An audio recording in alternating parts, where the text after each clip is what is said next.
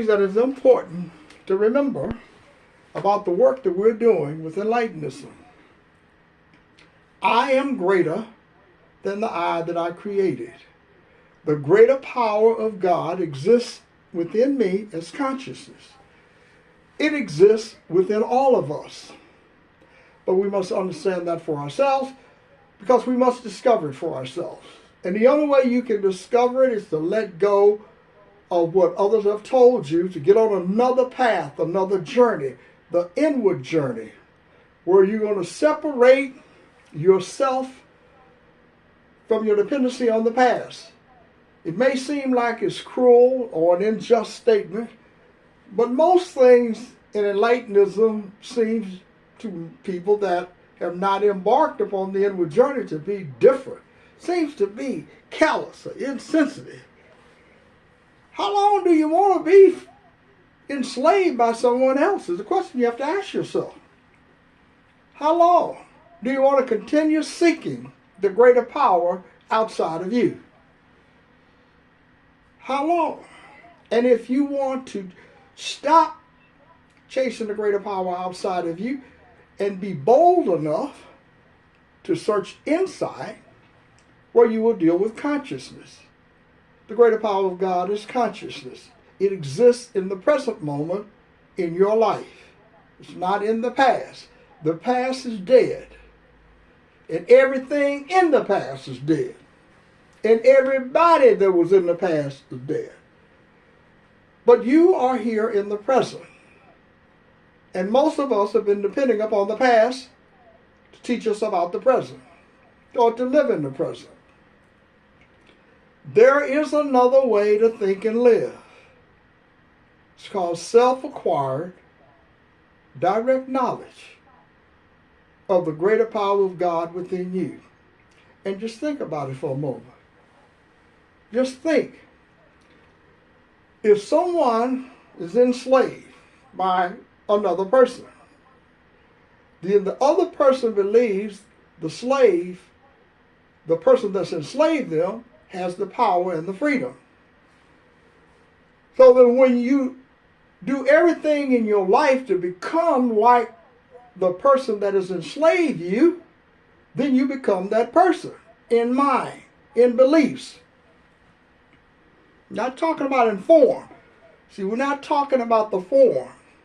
We're talking about the consciousness that's in the form, but not in the form. What I mean by that, you discover the consciousness on the inward journey, where you separate yourself from the body. I don't want to get too technical about it because it's a transformation. It's a journey of the mind, a journey within the mind. The body is not making the journey. The consciousness within you is making the journey.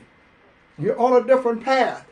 But as I was saying earlier, if you believe that the people who have enslaved you, whoever they are, that they have the power and the freedom, then that's what you seek. And someone says, here's the model. Here's the model of what you should believe. And then you hear the statement that someone has told you about what Jesus said, seek and ye shall find. And you believe, like I did, we all believe, what you mean you're seeking something outside of you. It's a statement that resonates outside in the illusory mind, the mind that has been enslaved by others with beliefs and values. But when you drop those beliefs and values on the inward journey, then you can see how you have been misled. And you can see your fears and your doubts about yourself. Enlightenism is a philosophy of now. It is a philosophy of self-discovery, where you discover the greater power within you is God. Think about this for a moment. The only thing that we've heard about a greater power of God is from someone else. That's where the word came from. That's where the concept came from. Came out of the human mind and came primarily from the ancient philosophers who were using their information to try to philosophically convince people logically of the existence of God. And it was always a God outside. So when you feel impoverished, oppressed, victimized, and you pray, who are you praying to? You have to think about it. Where is the greater power of God when you pray? Where is it? Where is this power when you are praying? Why do people look up to the sky when they're praying?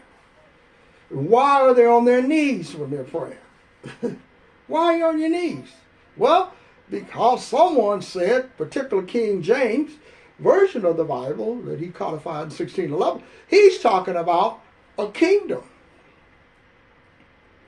And on a kingdom, you bow before the great power. The power in you is already in you. It's already in you. You were born with the power, and it will be with you forever, as long as the body lasts. And then it ceases to exist in you when the body no longer functions. Do you want to get on a different path, or do you want to be afraid of yourself? Are you still afraid of yourself? That you believe that as long as you can regurgitate all of the things that someone else has told you about this great power, that you are actually talking to the power. But then confusion comes in. See, we get a lot of confusion. Because now we cannot separate Jesus and God. Because we don't know how. Then we begin to say they're one.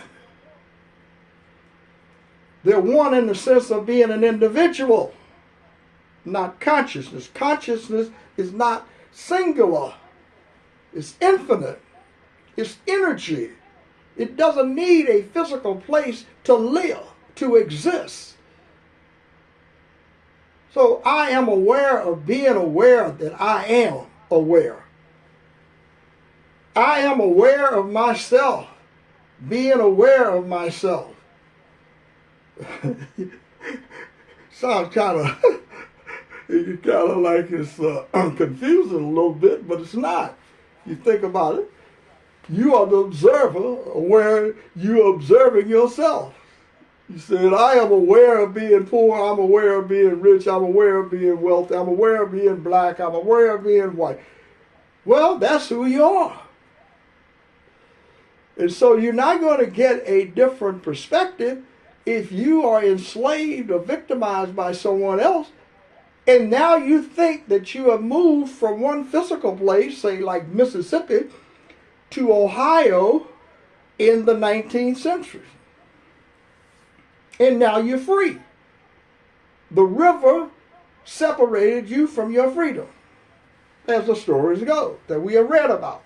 Don't know if it was true, but we read about it. And so, where is the freedom? The individual carries the freedom with them. See, you carry yourself. You bring yourself, your awareness of being with you wherever you go.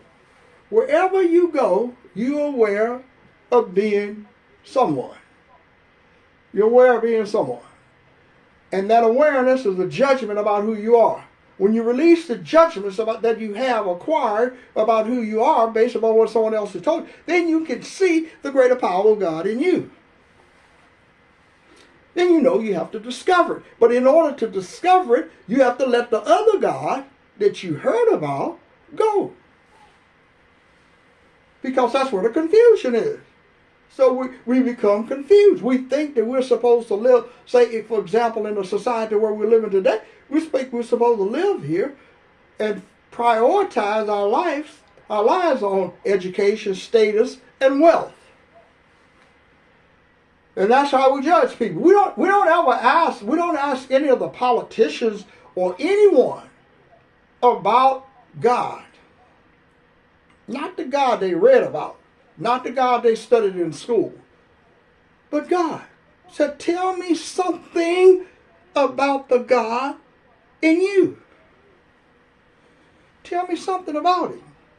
why are you victimized and following regulations that people outside created for you to live by? So there's a conflict always when you're in the illusions and with the God within. There's a conflict, and you must choose. And most people for generations have chosen the outside world, whether you want to hear it or not. Just because someone denies you the ability to read doesn't mean that what they were denying you was going to free you. It's going to make you more like the beliefs of the person that's denying you the right to live, to read. So you become like the other, the one that you believe has something that you want. So today, we're choosing the external world over the inward journey. And how am I making the judgment? By the evidence of my own experiences in life and my observations from the inward journey to see very clearly that we love the external world and everything in it. We want big houses, nice cars, everything. And it just makes you happy. It makes you feel better about yourself. That's what people tell you. I feel better.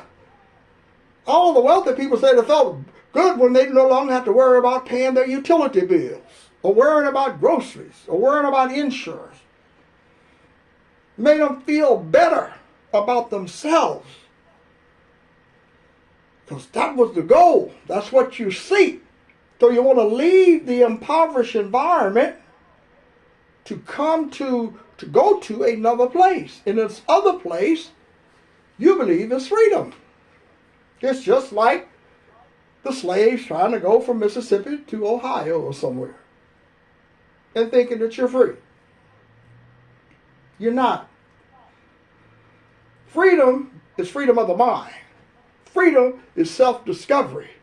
Freedom is self-acquired knowledge of the greater power within you. That you have discovered this power for yourself. And you know it for yourself. And it's an unshakable commitment that you have made to maintain a relationship with the greater power in you, which is consciousness, the consciousness of God. Now everything changes. The religions of the world changes. The society itself changes. Because now the focus is on what is in you. Now you can see the freedom within you. Now you know you can never be a slave to anyone else. Now you know that which you have been seeking is what's causing you the confusion about who you are. And the things that you have been seeking in life have imprisoned you into a web of illusions where you don't know the truth about yourself. And so now you think that you're accomplishing something for other people, for the collective. What do you have to give the collective? You can't give them peace, love, power, and clarity. All you can give someone is what has been given to you by other people. That's what you have to give. See, that's what you have to give. What others have given us. What others from previous generations have passed on to us is what we have to pass on to someone else. And Enlightenism is to break that chain, that connection to the past and discover something new and more powerful and clearer, like Enlightenism in the present moment. And that changes everything. It changes what we think about life. It changes everything about who we are. So I'm going to end the broadcast today. You can pick up the broadcast on many different outlets today. And understand that this broadcast and the work that Sister Carol and I are doing is to say to all of you, you are greater than the beliefs you acquired from someone else. Enter onto the inward journey within yourself, a journey into consciousness, a journey that leads you to the greater power of God existing in you as consciousness. It's not a person. There's no form. There's not a person. It's energy, folks. It is the energy that I call enlightenism. And this power is greater than anything that you will ever get in this world. And make no mistake about it. I'm Brother Malcolm. I'll be back with you again on another broadcast. But the message will be basically and always the greater power of God exists within you as consciousness. Step into your power with enlightenism. Have a great day. I'm Brother Malcolm.